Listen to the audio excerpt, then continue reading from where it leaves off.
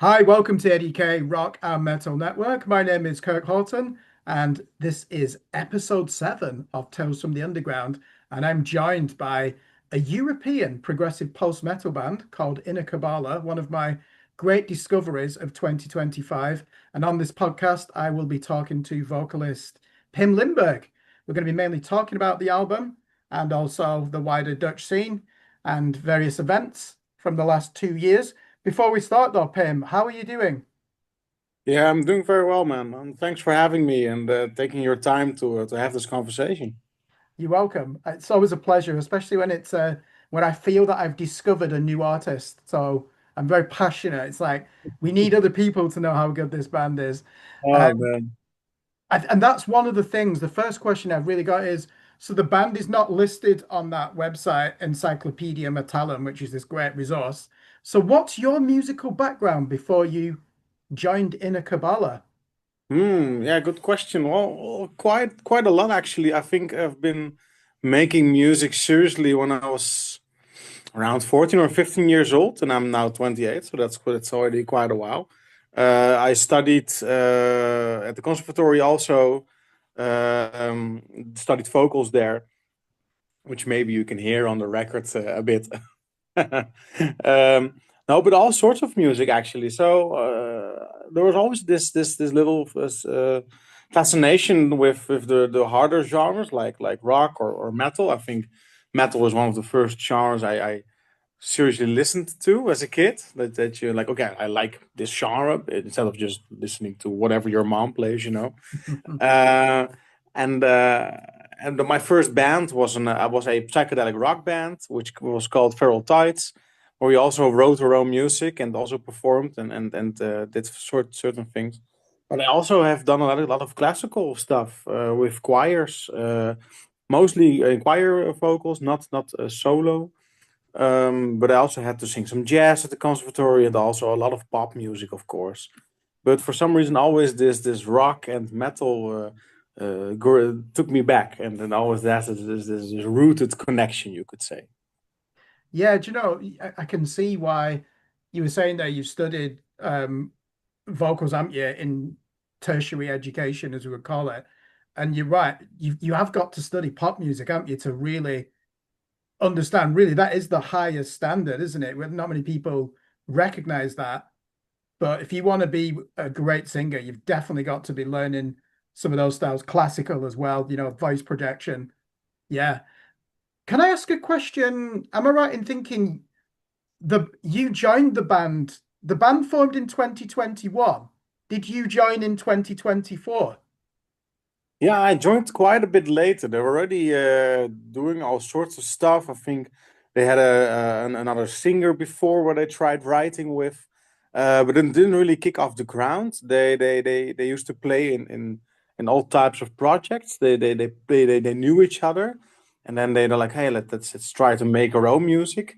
And actually, after that, I joined. I think that we had our first gig, and also they had their first gig with their own music. So there were already some things, some groundwork being done, um, but no name yet. Just friends, loving the genre, loving the music, and seeing what would happen. So who recommended you to join the band? How did you get involved? Yeah, so I got just this random text message from the bass player Sid, from hey, I got this band and this is one of our songs. Would you like to join? And I was like, okay, hi, I can think about it. How do you know me? And apparently, he was a neighbor of someone I knew vaguely, who said, "Hey, you're looking for a singer? You should ask Pim because he knew that I did conservatory and all that sort of stuff." So that's actually how it came to be. And I have to be honest, I was a bit skeptic at first. I was like, okay, sure, we'll see. I had no idea who these guys are, no idea about their music, but it really kicked off when we almost got a gig, and then it didn't, and I felt really, really, really sad about it. Like, oh man, I really wanted to play actually. So you know what? I think I have to take this band seriously because I'm really enjoying it.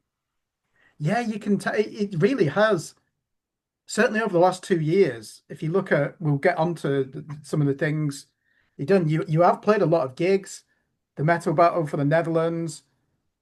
Just following your Facebook page, a lot of posts on there. You can see that you're just evolving and getting more opportunities, and it just looks like you're enjoying it even more every passing month.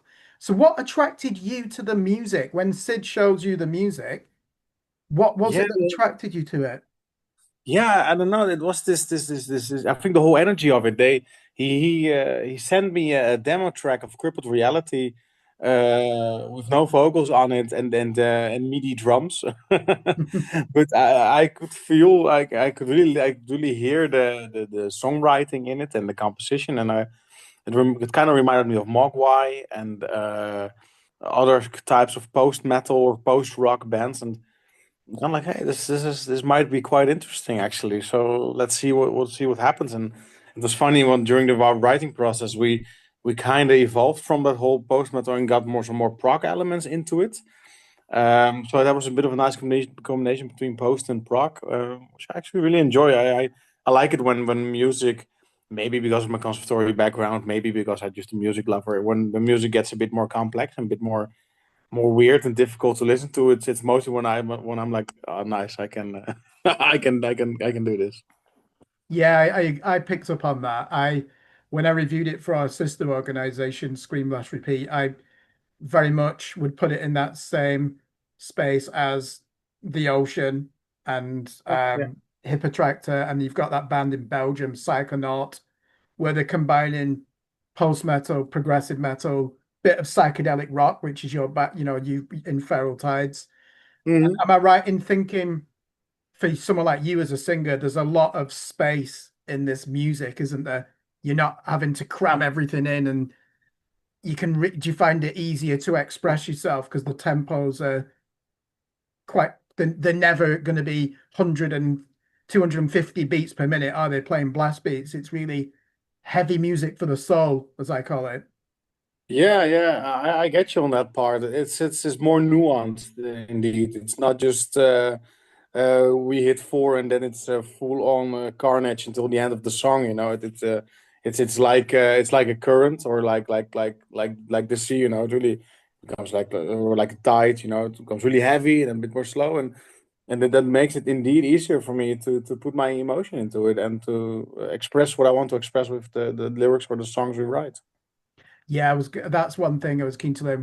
When you decide to join the band, was it clear that you were going to be writing the lyrics as well? They were not just bringing you in to sing, you were also going to be providing the lyrics. Well, I think no, that we never really like said I have to do it, but I just did it. But it's a thing I like to do. I did it with my band before. I've been writing lyrics for a while, so it's quite natural to do it. So I think what mostly happened is that they were writing songs and they came up like, hey, maybe it's nice to have vocals here, or I thought it's nice to have vocals here, and then immediately I would also write lyrics with it, but in a bit of a different approach. With my band before, I would just write lyrics without a song in mind, just whole pages full of whatever. And with In a Cabala, I there was the song first, and then came the lyrics. So I already tried to fit it in the core in the choruses, in the verses, which made it a bit of a different approach. I think my use of words wasn't downgraded in any way, but yeah, a bit more selected, you could say. Yeah, so you already had the ideas for the vocal lines and melodies before the words, didn't you? Yeah. I think that's quite Yeah, common that does make sense as well. Because it must be yeah, really difficult to fit when you've already written the lyrics to make the song fit those is probably, yeah, I wouldn't want to having to be doing that for every song. yeah. What mostly happened then was when already were lyrics written, and then I came up with the melody. Is that I had to change the lyrics to make it fit the rhythm, Yeah. which was okay to do. It was an approach and it worked, but for in the Kabbalah I did it differently, which was also nice. Yeah. Yeah, and it definitely comes through. And can we talk about so you really come onto the scene in the Netherlands by winning do you know the metal battle? Does the winner get to play at Varken? Is that what the end prize is? Yeah, yeah. Yeah. In England, we have something similar called Metal to the Masses. in all the regions, and the winner plays the Bloodstock Festival. Yeah, Oh, so you congratulations, you won the Groningen region. So you got through to the semi-final to represent Groningen, and you're up against DTD, Suicide Prophet, and Unmaker. How did you perform yeah. that? Did you get through to the next stage? Yeah, so after that we didn't come through to the finals, so we lost that round. But it was very nice. It was a nice feeling community, and also all sorts of music lover, metalheads. But there was no feeling of I want to be better than you. It was just friends making music, sharing the stage. So it was a very nice evening, and also pretty crowded. So it was also nice. I think it was one of our best shows. It was just an half hour of giving all that energy, which went pretty well. And then I don't know, we didn't win, but I didn't feel sorry or whatever about it. It was just cool. The guys who won, Deaf and to Deaf, were pretty cool. I bought their CD and T-shirts, and by some coincidence, I spoke to the singer today. I saw him today when I was in Leeuwarden. So. Quite cool guys. Makes made some nice new friends and contacts, and happy how it went actually, and got some pretty good reactions from the crowd. So all good. Is there a chance you might enter it in 2026, or do you think now you've released the album, you're not just a Maybe. grassroots band anymore, are you? Yeah, well, maybe we kind of noticed that with the effort we put in ourselves, and also with our friends, we were part of a collective. So it goes pretty well with the gigs, and with the ideas we have. And I think it might be nicer to give that chance to another band, but Yeah. we'll see. Maybe. Yeah. I mean, it helps you though, doesn't it? Because like you say, you're always going to have a good audience. It's like with Metal to the Masses here. It's a great experience. And yeah, we don't really see it. If anything, we're complaining that we can only vote for two bands, and there's everyone's put in a supreme performance, and you do feel bad. It's like any one of these bands could have gone through. What I'd be keen to know then, so I until this interview, I didn't know that you'd studied at the conservatory, which is this prestigious institution in the Netherlands.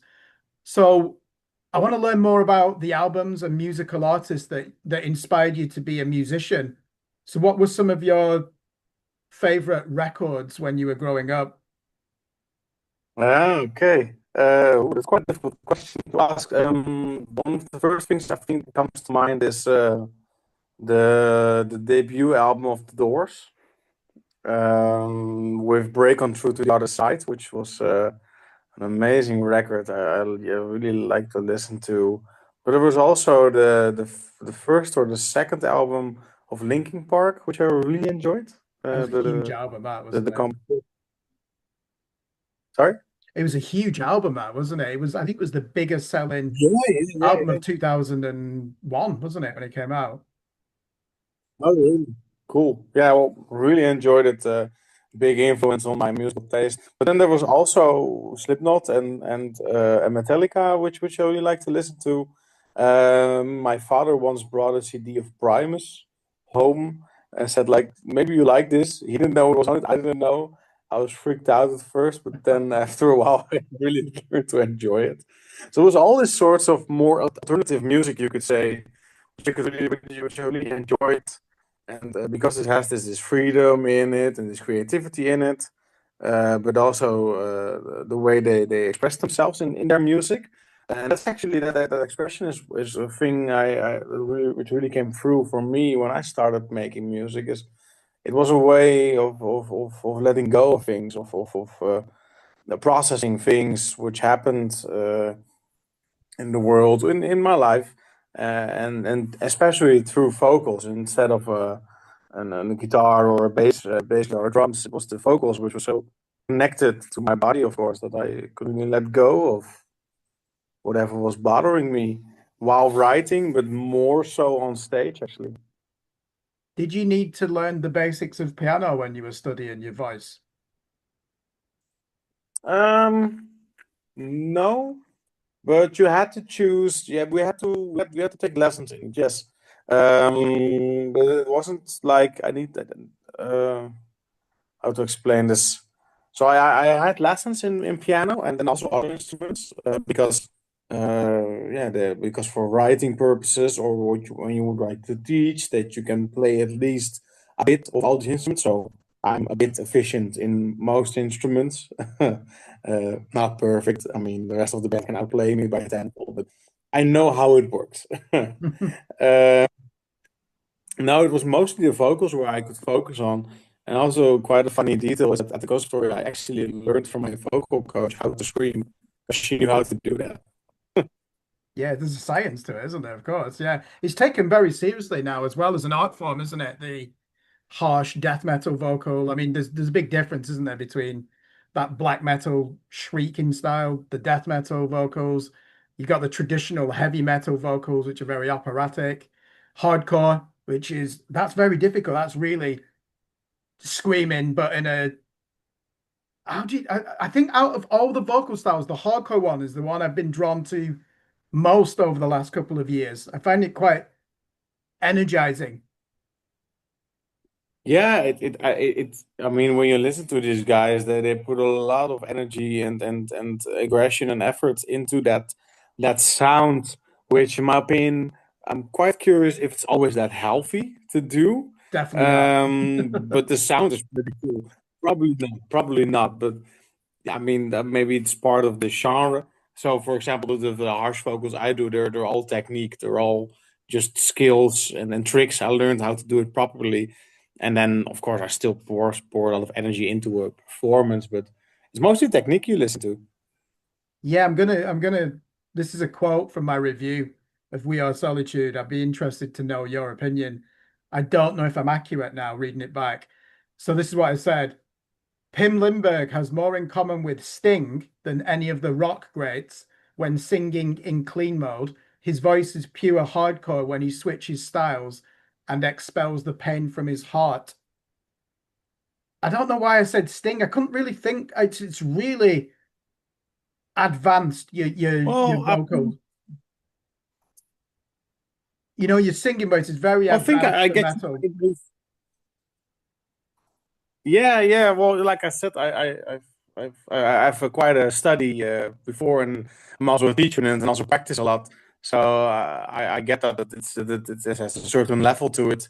But I get you on Sting because Sting is also a quite skilled singer, and what he does is he just uses the sharpness a lot, like "Wah," and I also do that quite a lot to make it more doable the vocals. So I think you might have made a connection there. Yeah, and it does sound when you're doing the harsh vocals, you know, when you listen to Amen Ra, New Roses, these bands, you get the impression that they are screaming with no technique and that's deliberate. What you're saying is that you can actually do that and not shred your vocal cords. You've learned how to do Yeah, that. not at all. Yeah. That no, not at all. I'm quite happy that I can do it without because we have to do quite a long set. Yeah. It can be pretty difficult. So who are some of your favorite vocalists that inspired you? Well, Devin Townsend, Yes. uh, amazing. It's so intensely crazy. I mean, I know because I practice a lot that I've quite some skill and I've heard it from people. But when I hear this guy sing, it's not even close. Man, that what that guy can do with his voice is pure magic, and I love it. I love every minute of it. So Devin Townsend, a really big inspiration, a really big fan of the way he uses his voice. Um, Also in the metal spectrum, but I forgot her name, but it's the singer of Yeah, Ginger. Tatiana Shmelyuk. Yes. Yeah, which is also amazing. Her control on the grunt and the growls, and also the really beautiful clean sound. So I'm a big fan of that. Yeah. And then there's this one guy which is pure craftsmanship, but nowhere near metal, and is called David Phelps. I don't know if you ever heard of him. Phelps, did you say? David Phelps. David Phelps. Yes. Oh, okay. What nationality is he? He's American, and he sings choir.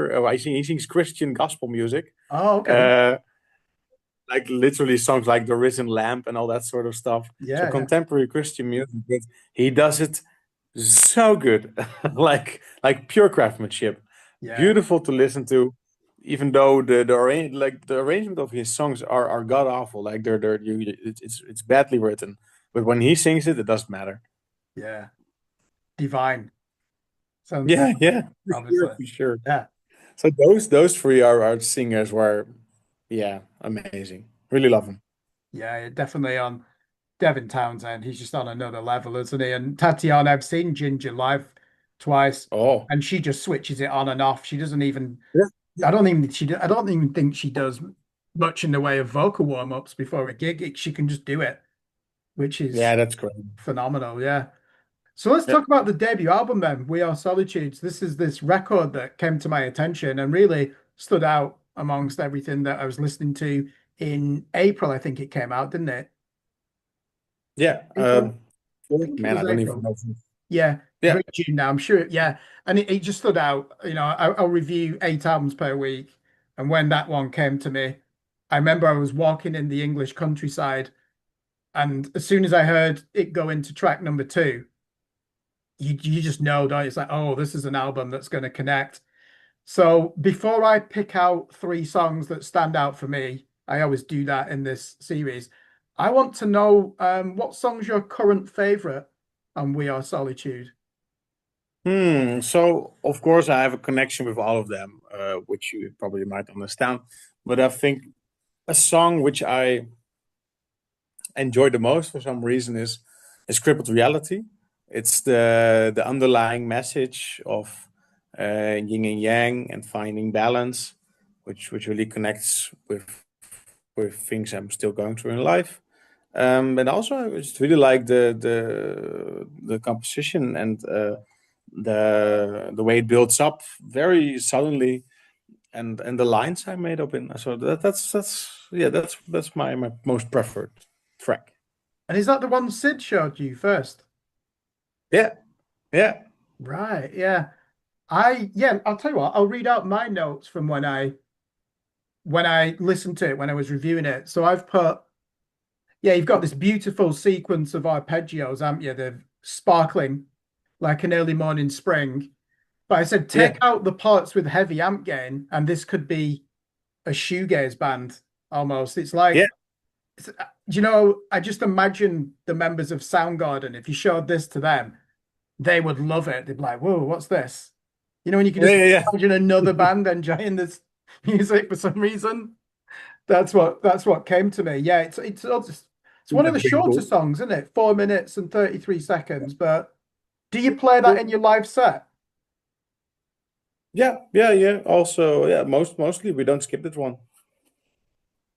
Yeah, it's a I think the term is normally palate cleanser, but that's not correct. I don't think it is on this album, just because there are some it's a bit more soothing. There is still quite a lot of noise in there though, and electricity.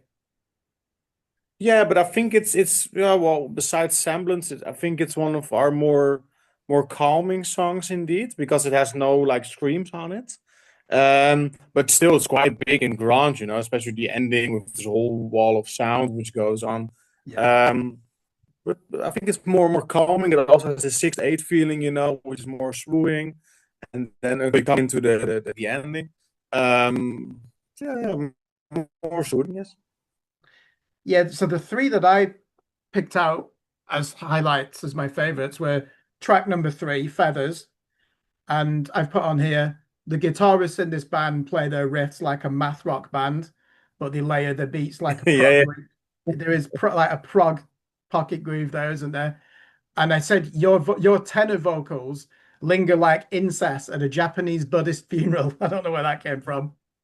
And do you know that English prog metal band Haken? Have you ever listened to their music? No, no, I haven't. It's you're in a similar paradigm to them. You'd like them. Haken, Haken, they're called. And I said fans of Oh, Haken would certainly be keen to listen to your band. And if this is post metal, it's a substream that shares little in common with Neurosis, and if anything, the riffs are closer to Gojira and Tool. But my question for you, how much Hmm. importance does the band place on this song in your live set? Yeah, I think quite a lot. I think it's one of our more difficult songs to play.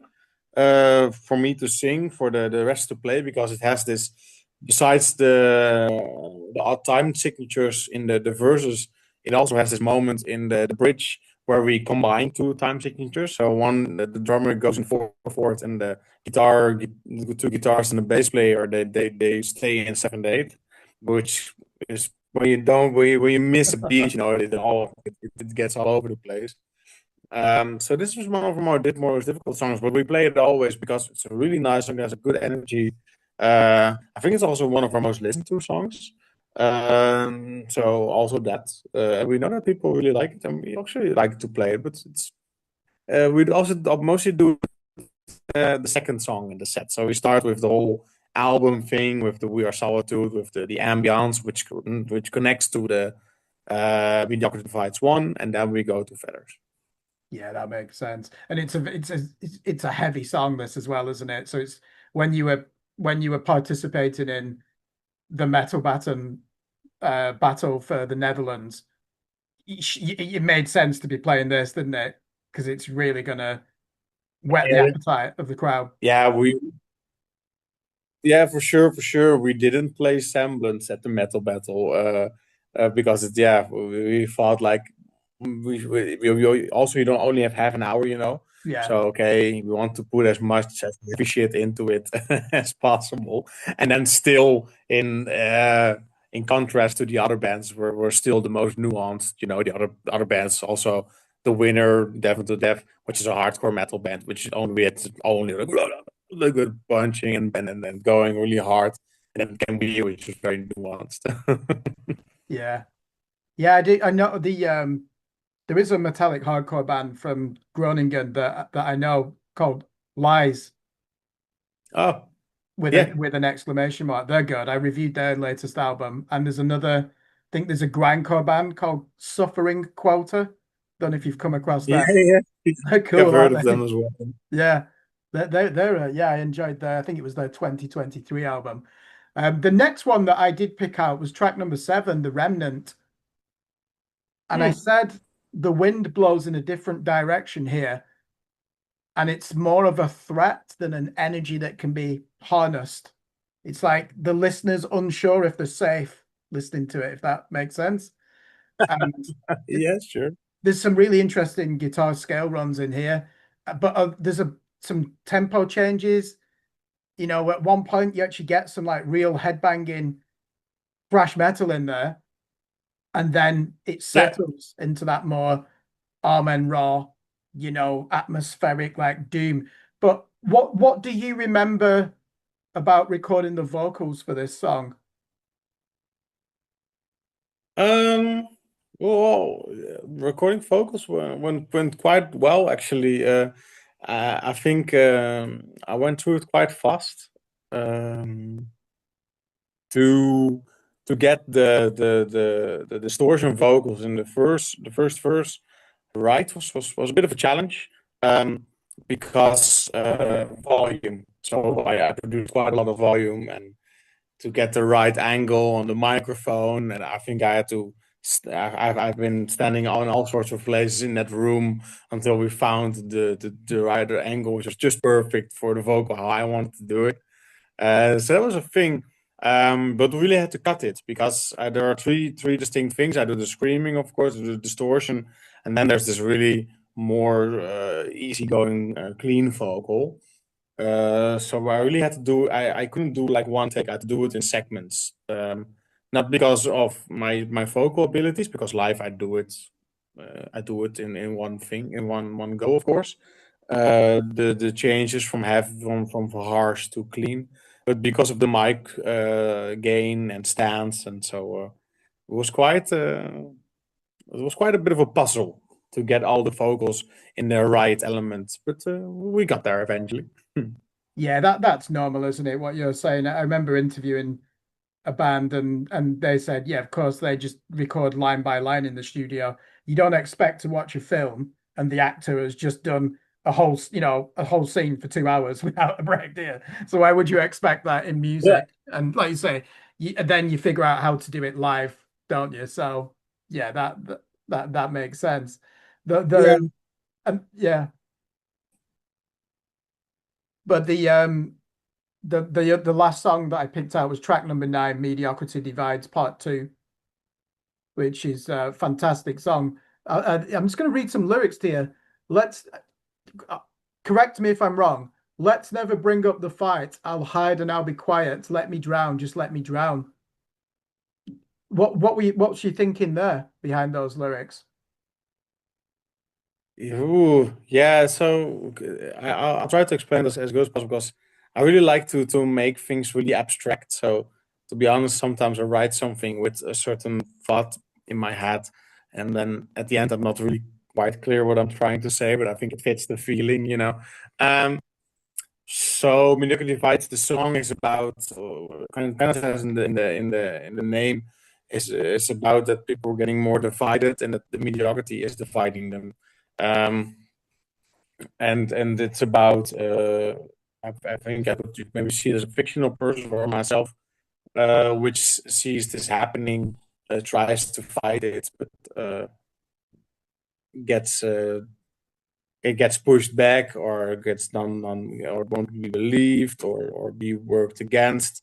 And so from okay, then I'll just hide and be quiet and then until it's over and I'll drown myself in whatever is best for me then. Maybe you could see it like that. Do you know, I've just realized asking that question. Lyricists hate talking about the literal meaning of their words, don't they? Yeah, it's like as soon as I asked it, I was like, is this because it might ruin it for listeners as well? The mystique. You don't really, Yeah. so yeah, probably you're thinking, why has he asked me that question?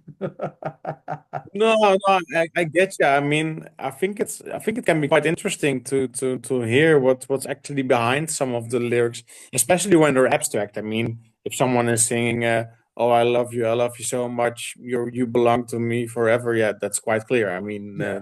and I would of course be shocked if it means something different. But I think it's interesting to listen to this guy, as possible with Tool, James Maynard Keenan and his lyrics. It's what's he talking about? You have no clue. Yeah. And maybe he doesn't know either, but it's quite fun to talk about and then to get these thoughts going and like, oh, maybe it was this connection, this one. So also for me, it's quite fun to reanalyze the things I've written because sometimes it's just intuition, sometimes it's just a feeling, it's a thought, and then these words come connected to them, and sometimes it's maybe it's fictional. It's maybe it's a bit of rubbish, but then again there is a connection because I've had been thinking about something, So it's fun. Yeah, I think sometimes there'll be a stream of consciousness in there, won't there? That Yeah.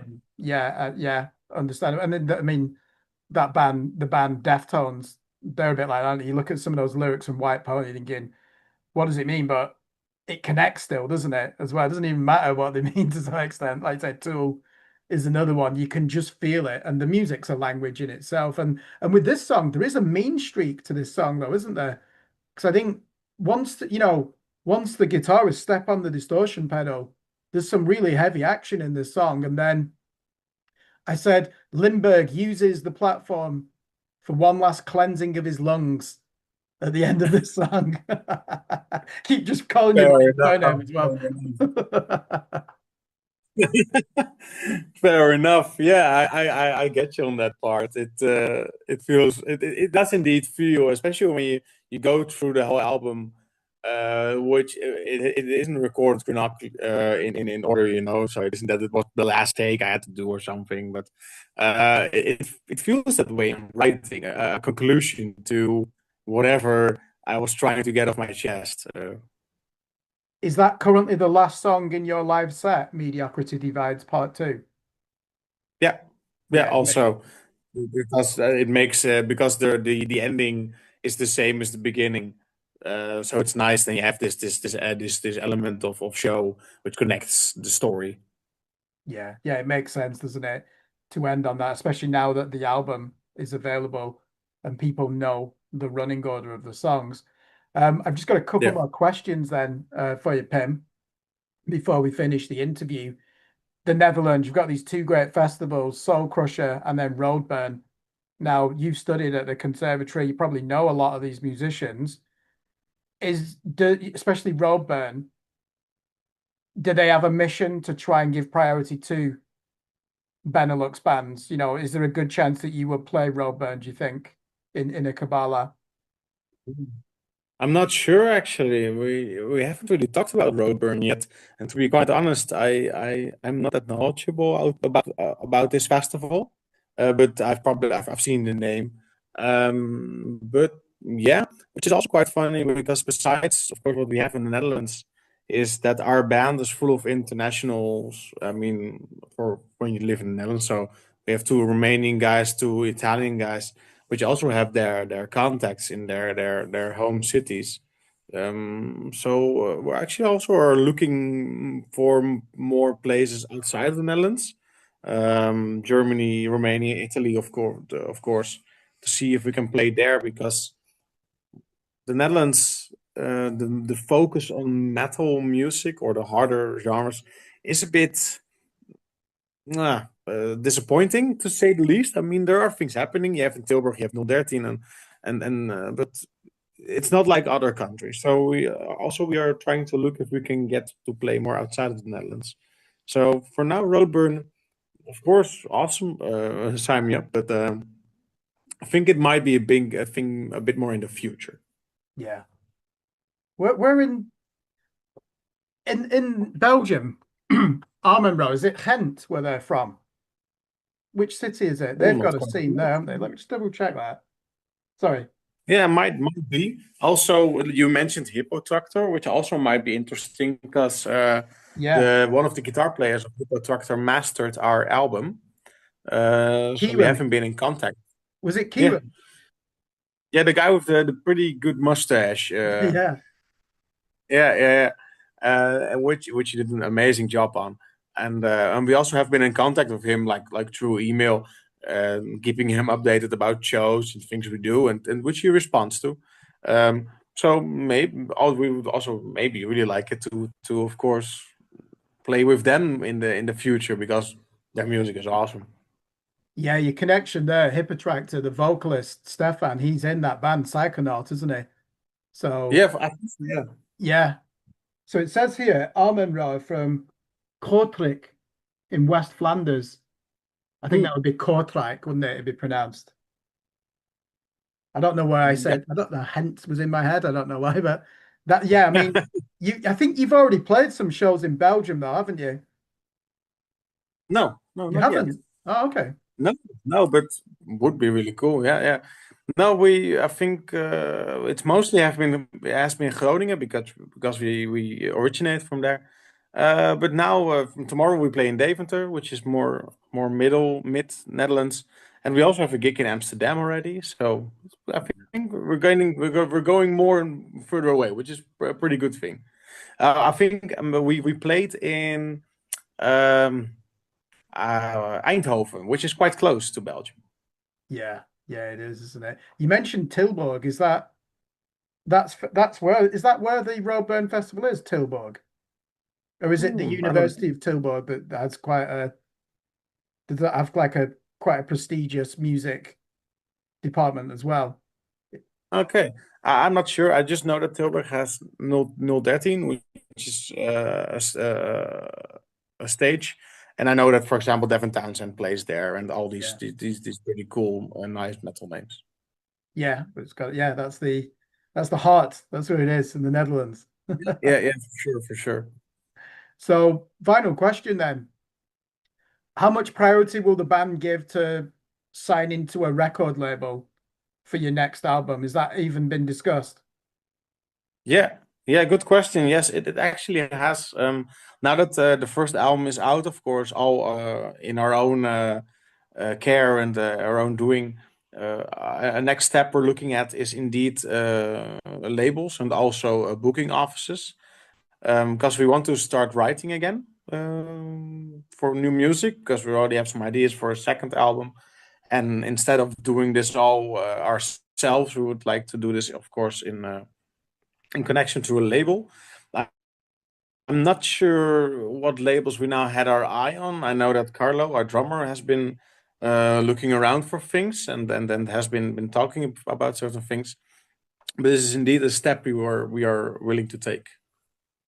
Yeah, when I reviewed it, I said this is an album that would be perfect for that label Pelagic Records. Everything about it, it's like Yeah, this needs to be on this label. yeah. I think we also get now that you mentioned that name. I think it's one of the names which we are looking for because of other bands which really fit our music. And so who knows? It might be pretty cool. We hope to when we have some more plans. Our plan now is to write and then get some proper demos and stuff. And then instead of going into a studio and do it ourselves, send the demos first to these labels. Like, hey, this is what we have now. We haven't recording it yet properly. Can we work together? Yeah, yeah, that makes sense. So the record came out in April this year. It's called We Are Solitude. It's available on Bandcamp, on all the streaming platforms. I remember listening to it on Deezer. Is there a CD and a vinyl version of this record? Only a CD. Good. I mean, I We only buy CDs, so yeah, Yeah, we were looking at vinyl, but the costs were quite high, and yeah, so we first need to make sure that people actually wanted it, and if many people want it, then maybe we do a vinyl. yeah, yeah. CD's fine. So are the best people best to go to Bandcamp to order that, or do you or from your website? You can just DM us on whatever platform, and then we can make sure something will happen. And of course, we sell them at our shows. So if you're Yeah. close by, then you can of course buy them there. And otherwise, you can just email us or text us or whatever means you find, and then we arrange something. Superb. Well, thank you very much for joining us on the A.D.K Rock and Metal Network. Pim Lindberg, vocalist, lyricist for Inner Cabala, European progressive post metal, and we'll be hearing a lot from you over the next 10 years, I hope. This is the start of something magical, Pim, isn't it? It feels like it. It feels like for a band this young, because we're only 2 years old now, it goes quite fast and goes quite well. So just enjoying the ride. Pay attention, people. Go and listen to this record. Thank you very much for joining us, Pim. Yeah, thank you so much, man, for having me, and have a good time and good luck and enjoy. Same to you.